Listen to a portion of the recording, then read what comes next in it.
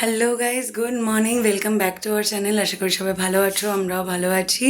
সবাইকে হ্যাপি জন্মাষ্টমী। আজকে এখন বাজে 10:30। আমাদের খুব তাড়া আছে, কারণ মাসির বাড়িতে আজকে লোকনাথ বাবার পুজো হয়, সাথে গোপাল সেবাও হবে অবশ্যই। তো মাসি একা রয়েছে, মানে একা একা, মাও আছে যদিও বা, তো সবাই মিলে করছে আর কি। আমি এখনও পৌঁছতে পারিনি। সকালে উঠে পাপানকে নিয়ে আমি তো হেনস্থা হয়ে যাই। যাই হোক, সমস্ত সারা হয়ে গেছে। এবার পাপানের বাবা আমাদের নামিয়ে দেবার কাজ আছে, সেখানে বেরোবে, তো ওই জন্য প্রচুর তাড়াহুড়ো। তো চলো বেরিয়ে পড়ে, গিয়ে তোমাদের সাথে দেখা। তো এখানে এসেই শুরু হয়েছে ভোগের জোগাড় যন্ত্র। দিদি বেশ খানিকটা ভোগের কাজকর্ম করে ফেলেছিল। অনেক কিছু হয়েছিল ভোগে, খিচুড়ি, তরকারি, লুচি, সুজি, তালের বড়া, মালপোয়া, পোলাও, পনির, বাঁধাকপির তরকারি, অনেক কিছু। মানে যেহেতু একদিন বছরে একবার, যেমন জন্মদিনে আমাদের সমস্ত সাজিগুছি সুন্দর করে খেতে দেওয়া হয়, এমনি গোপালকেও তাই দিতে ইচ্ছে করে। ওরও তো জন্মদিন এটা। এখানে বড় গোপাল, ছোট গোপাল সবাই পাশাপাশি বসে পড়েছে। আসলে ওই দিন মাসি গোপালকে তো দেয়ই ভোগ, তার সাথে লোকনাথ বাবার ভোগও হয়। তো একই সাথে সবার হয়। যে দিদিকে খিচুড়ি টিচুড়ি রান্না করে ফেলেছে, আর যা বাকি ছিল সেগুলো আমি করছি। আর এদিকে পাপান করছেন নমস্কার ঠাকুরকে। পুজো জোগাড় টোগাড় সমস্ত হয়ে গেছে। পুজোর দিকটা যা গোছানোর ছিল মাই বেশটা গুছিয়ে দিয়েছে, আর সকাল থেকে ভাজা টাজাগুলোও করা ছিল, সমস্ত তো গোছানো গাছানো হয়ে গেছে। তারপরে সব সেরে টেরে নিয়ে ঠাকুরমশাই বসে পড়লেন। 84 চাকলা গ্রাম মহকুমা বারাসাতে শ্রীরাম নারায়ণ।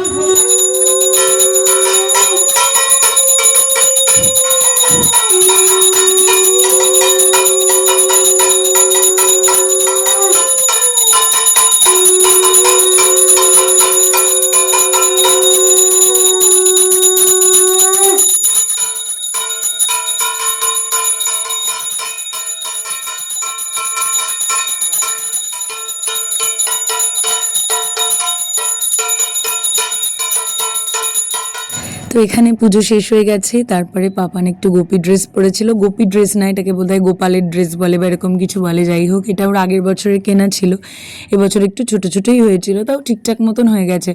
আর সেদিন এত গরম ছিল, বেচারাকে কষ্ট দিতে একটু ইচ্ছে করছিল না। কোনো রকম কয়েকটা ছবি তুলি ওকে আবার চেঞ্জ করে দিয়েছিলাম। তারপরে আমরা বসে পড়েছিলাম হচ্ছে দুপুরের খাওয়া দাওয়ার সারতে। মেনুতে ছিল হচ্ছে খিচুড়ি, বেগুন ভাজা, তারপরে ছিল পোলাও, কোফতা, আর বাঁধাকপির তরকারি ছিল, বেগুনি ছিল, আর চাটনি, পায়েস না, সম্ভবত মিষ্টি ছিল, আমি ভুলেও গেছি এতদিন পরে। তারপর আর খাওয়া দাওয়া করে উঠে সবাই একটু রেস্ট নিয়ে বিকেলে হয়েছিল হচ্ছে চা। আর আমাদের এদিকে চা পার্টি চলছে। আর ছোটোগুলো এক জায়গায় হলে তো ওদের সামলাতে সামলাতে কাল ঘাম ছুটে যায়। বাপরে বাপ, এত দুষ্টুমি করে সবগুলো এক জায়গায় হলে। আর পাপান তো একেবারে শিরোমণি, সব সময় কিছু না কিছু করছে। যেদিকে চায়ের কাপ নিয়ে বদমাইশি করছে। তারপরে আমরা ভাবছিলাম চলো সবাই বেরিয়ে যাই, কারণ অনেক লেট হয়ে যাচ্ছে। ফাইনালি আমরা এলাম বাড়িতে, মানে জাস্ট ঢুকলাম আর বৃষ্টিটা এলো। বাপরে বাপ, জোর বৃষ্টি নেমেছে। মানে ভাগ্যবশত আমরা বাড়িতে একদম জাস্ট ঢুকে বাবান ঘুমিয়ে পড়েছিল, ওকে শুইয়ে দিতে দিতে বৃষ্টি এসে গেছে। যাই হোক, হচ্ছে জোরসে বৃষ্টি।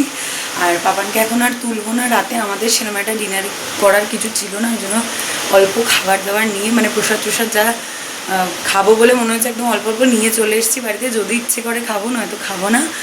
আর পাপানকে দেখি যদি, কারণ 9:30 বাজছে, এখন যদি না ওঠে আর খাওয়াবো না। 7:30 নাগাদ ছাতু মুড়ি খেয়েছে, আর খাওয়াবো না। এবার যদি কিছু যদি ওঠে তাহলে তো দুধ ওটস খাইয়ে দেবো ভেবেছি তাড়াহুড়ো করে। আর কি করবো, কারণ এখন ডালিয়া চালিয়ে করতে গেলে টাইমও লাগবে, খাবে কিনা তারও কোনো ঠিক ঠিকানা নেই। আগে একটু চা করে একটু চা। চলো ভিডিওটা এখানেই শেষ করছি। আজকে আমাদের টাটা, গুড নাইট। পাপান উঠে যে কী কীর্তি করেছে সে আর বলবার কথা না। মারাত্মক কান্নাকাটি করেছে, অনেক কষ্টে কোনো রকমে খাইয়ে ঘুম পাড়িয়েছে। আমার উস্কো খুস্কো অবস্থা। চলো আজকের মতো টাটা, গুড নাইট।